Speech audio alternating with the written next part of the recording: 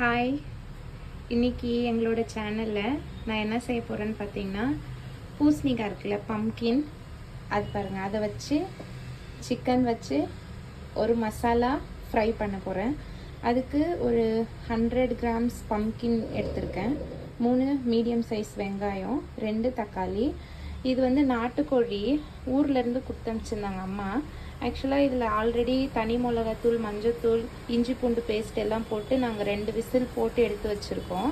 அதுக்கப்புறம் இது கூட என்னென்ன மசாலா ஆட் பண்ண போகிறேன்னு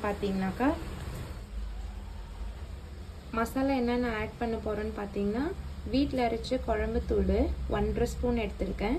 கரம் மசாலாவும் வீட்டில் அரைச்ச கரம் மசாலா 1/2 ஸ்பூன் எடுத்திருக்கேன். மஞ்சத்தூள் கொஞ்சமாக எடுத்திருக்கேன்.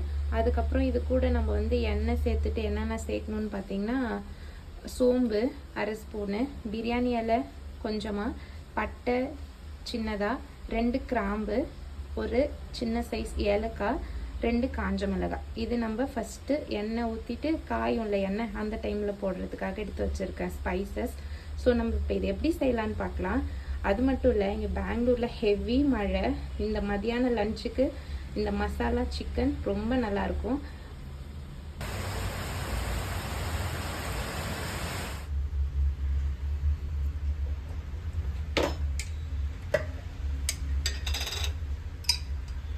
இந்த குட்டி கரண்டியால் ஒரு 2 கரண்டி எண்ணெய் போட்டுக்கிறேன்.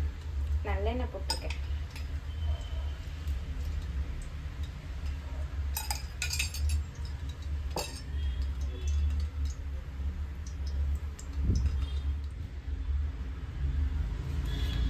ஸ்பைசஸ் எல்லாம் ஆட் பண்ணிக்கலாம். இப்போது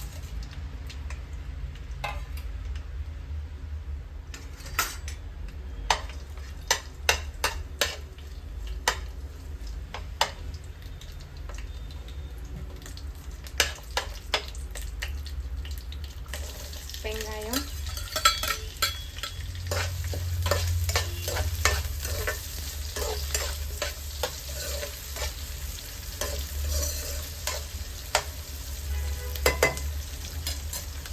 ஒரு 2-3 மினிட்ஸ் அது வதங்கிட்டே இருக்கட்டும். வெங்காயம் நல்லா வதங்கிடுச்சுல, இந்த ஸ்டேஜில் 1 ஸ்பூன் இஞ்சி பூண்டு பேஸ்ட்டு, இது பச்சை வாசனை போகிற வரைக்கும் ஒரு 2 மினிட்ஸ் நல்லா வதக்கி விட்டுக்கலாம்.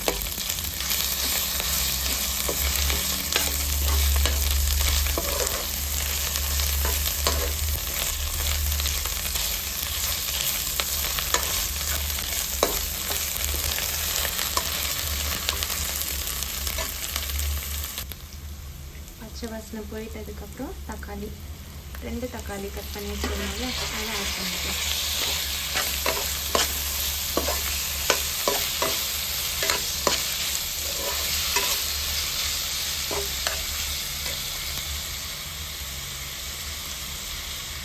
தக்காளி வதங்கிறதுக்கு உப்பு சேர்த்துக்கலாம். இப்போ கொஞ்சம்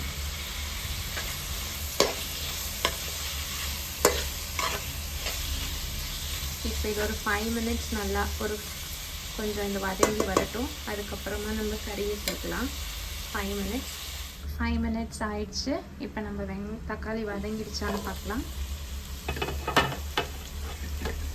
பாருங்கள், தக்காளி நல்லா வதங்கி வந்துருக்குல்ல. இப்போது இதில் கலந்து விட்டுட்டு கறி சேர்த்துக்கலாம்.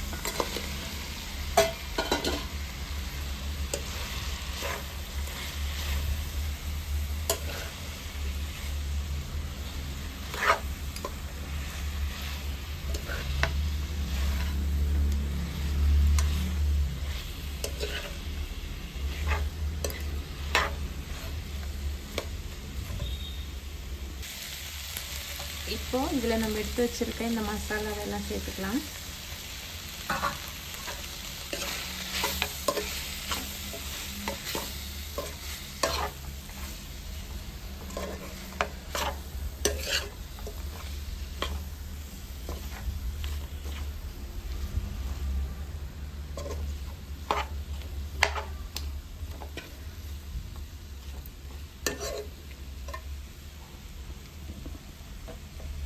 இது கூட பம்கின்,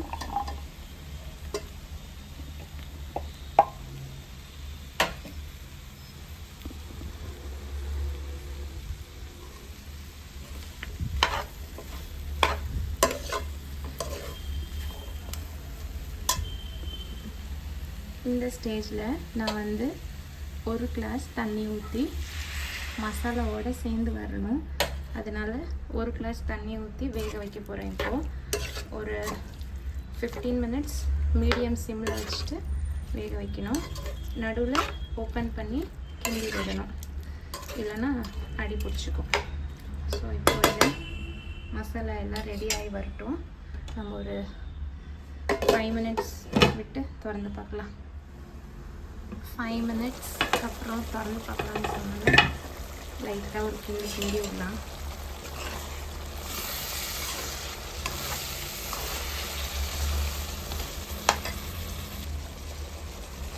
பாருங்கள், இன்னும் கொஞ்ச நேரம் வேகட்டும். இன்னும் காயெல்லாம் வேகலை. ஸோ இன்னும் ஒரு 5 மினிட்ஸ் மூடி வைக்கலாம்.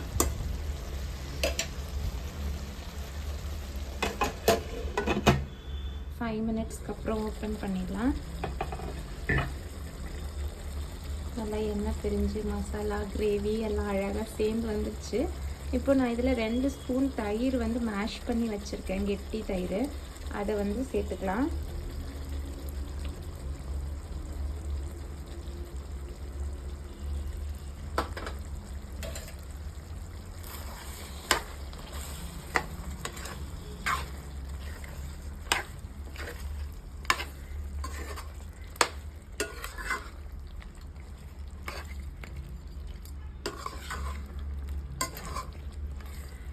இது இப்போ சிம்மில் ஒரு 5 மினிட்ஸ் வச்சுட்டு நம்ம சர்வ் பண்ண ரெடி பண்ணலாம்.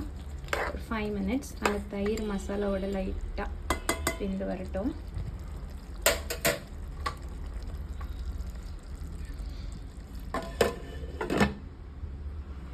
பாருங்கள், சிக்கன் மசாலா தயிர் எல்லாமே அழகாக சேர்ந்து கலர்ஃபுல்லாக வந்திருக்கா. ட்ரை பண்ணி பாருங்கள், ரொம்ப நல்லாயிருக்கும். ஆக்சுவலாக சப்பாத்திக்கு சாப்பிட்லாம், சாதத்து கூட சாப்பிட்லாம், ரொம்ப நல்லாயிருக்கும். நான் இன்றைக்கி எங்கள் ஜோவினுக்கு சப்பாத்தி கூட கொடுக்க போகிறேன். அவன் ஸ்கூல்லேருந்து வந்தோடனே ஈவினிங் சாப்பிட்றதுக்காக. இதுவும் ஒரு மாதிரி டிஃப்ரெண்ட்டாக இருக்கும். ட்ரை பண்ணி பாருங்கள். பம்கினோட சிக்கன், அதுவும் நாட்டுக்கோழி சிக்கன் ரொம்ப நல்லாவே இருக்கும். ட்ரை பண்ணி பார்த்துட்டு கமெண்ட்டில் சொல்லுங்கள். நெக்ஸ்ட்டு இன்னொரு டிஷ்ஷில் பார்க்கலாம். பாய்.